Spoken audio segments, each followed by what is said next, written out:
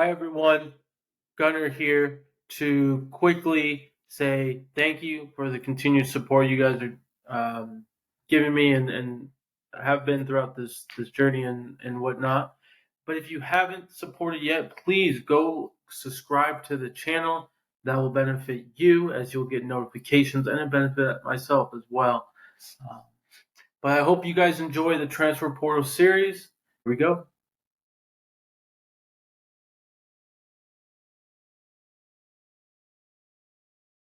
All right, welcome everyone back to another episode of our Transfer Portal series. And we got two new teams to talk about, guys, and we're going to talk about Texas Longhorns. Horns up or horns down will be the question after this segment. But just some history on kind of the class, guys. So they signed 8 players in total.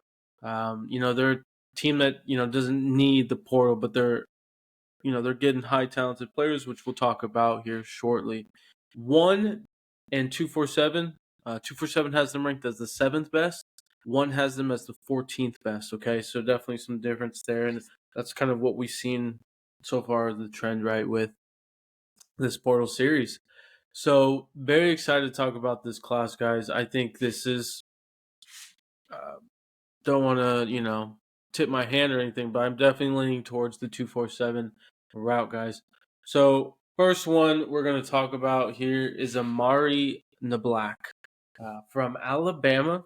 He came from tight end, as you can see, 6'4", 233, from Clearwater, Florida. He's got 2 to 3 years left, can play in the passing game, and he's just another weapon for Sark. I think you can make an argument that's something they would essentially was missing last year in their offense, right? They had Xavier, they had Mitchell. Didn't seem like they had that tight end that can just add another element to the offense. So talented kid, and I think they're obviously excited to have him on board. Isaiah Bond is the next guy that we're going to talk about here from Alabama. Talented wide receiver. Went right in the portal right after the Saban news with the him retiring, since they had that 30-day window open. 5'11", 182 is pretty much him and another wide receiver, which we'll talk about. They're definitely gonna fill that Xavier Worthy role. Plug and play kind of guy, basically. He's gonna come in and play right away. I mean, there's no other way to say it. And they're basically just reloading that wide receiver room for Quinn Ewers. So in their first year in the SEC. Next guy is Silas Bolden from Oregon State. Man, this is somebody that I've been high on because he plays on the west side, West Coast, and this is somebody that USC was actually looking to get. Just didn't pan out, unfortunately. Another plug and play kind of guy. He's got 9 career TDs. He's more of a veteran than Isaiah Bond if you were wanting to compare. But this guy can be used in the running game. He's very, very fast. 5'8", 157. So I mean, I would anticipate maybe Bolden to take more of the deep shots. We'll see. But Bond's no slouch either, right? Next guy we got. I mean, this is a talented wide receiver core they got right here. These 3 guys that's coming in and coming in as well as adding Jonte Cook from last year's recruiting class. But here we have Matthew Golden, guys. Houston, big body, 6 foot 190. Bigger than the other 2. He's got 13 career TDs. I mean, he goes and just gets the ball from at the high point. I think that's what's so special about this guy. He's definitely gonna probably fill that Mitchell role, and definitely be in the rotation. I know they have some young guys as well in that recruiting class, right? When you have top 5, top 10 classes, you don't need the transfer portal. It's just more of the impact players, and they've gotten some impact players and players that will be playing right away and in rotation at least, right? So next guy we're going to talk about here is Trey Moore. Moore is an edge from UTSA, 6'3", 235 from Texas, Spring Branch, Texas to be exact. Dude's a stud. I mean, 22 career sacks. And if you ever look at his tape, he's got a great outside inside move where he goes outside, boom, goes inside, and the tight ends, the O line are just wondering what the heck just happened. So a lot of production on this man's um, treads, or whatnot you want to say, and honestly pretty excited to see what you can do in the SEC with Texas, especially with, again, some of the guys they've gotten. They got Colin Simmons this past class, so I would anticipate him to be in the rotation just because he's a talented kid. Um, Texas is going in the right direction, man, and these signings, these they just kind of proves that point. And the last guy we're going to talk about here, guys, is Andrew Mukuba.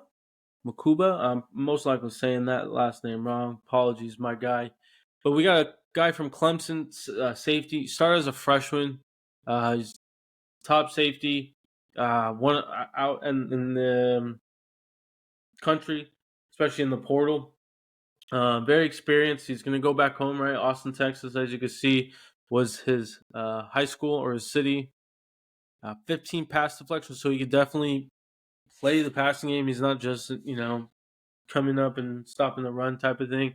He plays very well in the passing game. So somebody that they're going to need in that backfield, that was their weakness, and that's normally, you would say, most teams' weaknesses when you're giving up plays and stuff, right? It's the secondary. So he's going to come in, fit nicely in that defense, and make some plays at home. So just another talented kid that they've added on to this roster, man. And I mean, I gotta be honest, like I've always mentioned on this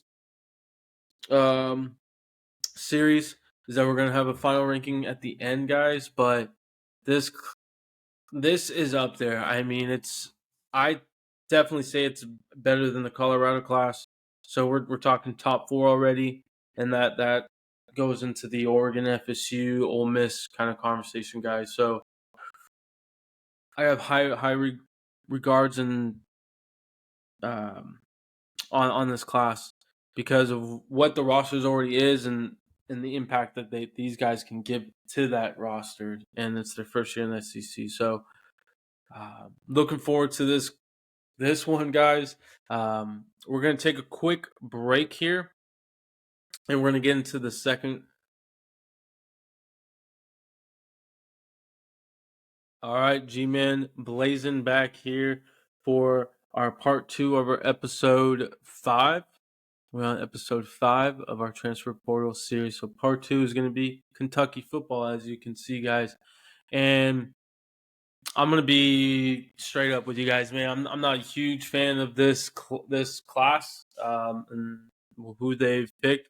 I get a couple that I do like, but just overall not a huge fan. So they brought in 10 overall players. Definitely was the focus on the O line. Got a couple there, couple quarterbacks, and wide receivers. So they definitely focused on the offensive side more. They got a couple defensive players, but 247 has them as the 16th best.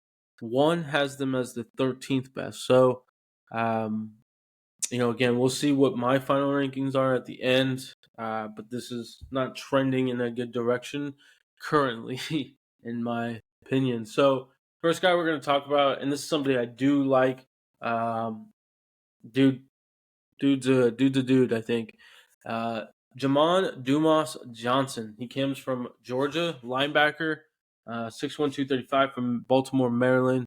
Over 100 tackles. Took kind of a step back last year, but talented linebacker. And I think this is just, my opinion, a byproduct of the Georgia's roster and having so many talented people. They can kind of just see who's doing good, at that particular year and just continue to ride, right?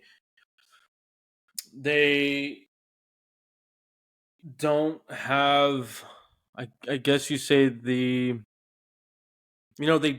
don't want to just ride someone and let them improve over time, right? They have so much talent, they're just gonna pick that guy and then move on. So I guess that's the good thing of having that talented roster. You have that privilege, I guess is the word I'm trying to use and whatnot. But um, I think this guy will step in for a Kentucky defense and roster that will make some noise. So and he's obviously aware of the SEC talent around him in the school. So big plus, I'd say, for this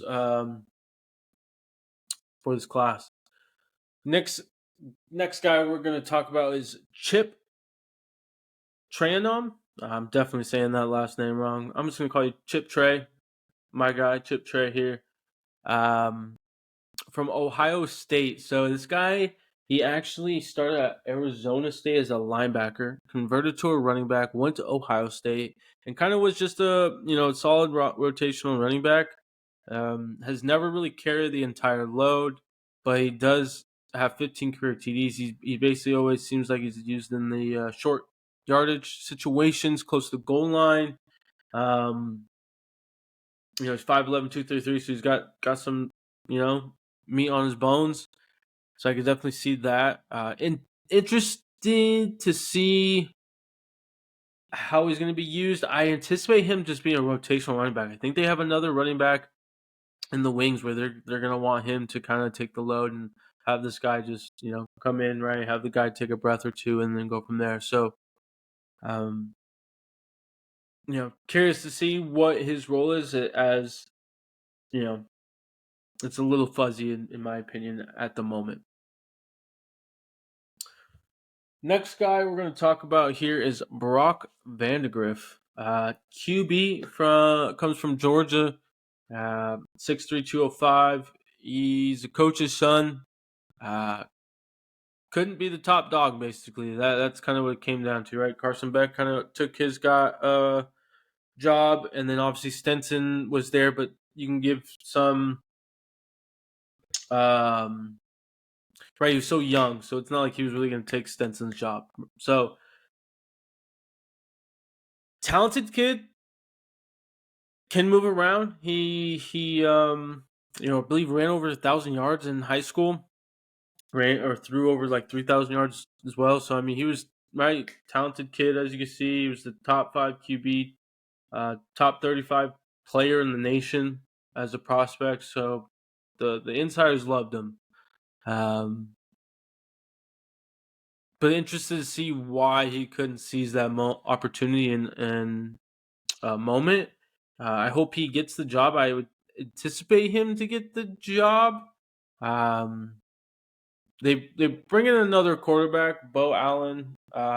Don't think that guy's gonna be the starter. We'll see, right? I mean, at the end of the day, stars are stars, and when you get in those locker rooms, it don't matter. It's who can ball out the best and play the best. So I hope he gets a shot though, because I am interested to see what he looks like. I've never really seen him play, and right, let's see if these insiders were right at the end of the day with him being a high 4-star and still being a high 4-star.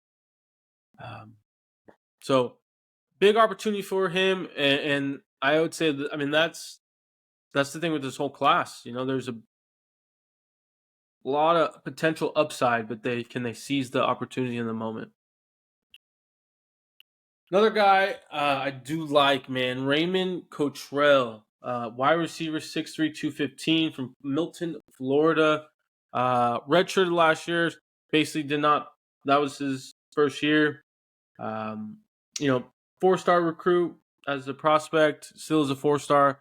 Again, still very young, 6'3" frame, like I mentioned. Again, talented kid. I'm not sure if he really was expecting to be in the rotation from the jump. So how does he do with the change, right, of scenery, the new quarterback and stuff? Like, if I'm Raymond, I'm trying to get in at Brock's hip and let's get going, right? Let's form a relationship. So hope that is happening. but it's hard to tell with the team with Kentucky, in my opinion. And then lastly, guys, we're going to talk about is Christian Story. Comes from Alabama, transferring to Kentucky, obviously. Safety, 6'1", 211 from Lynette, Alabama.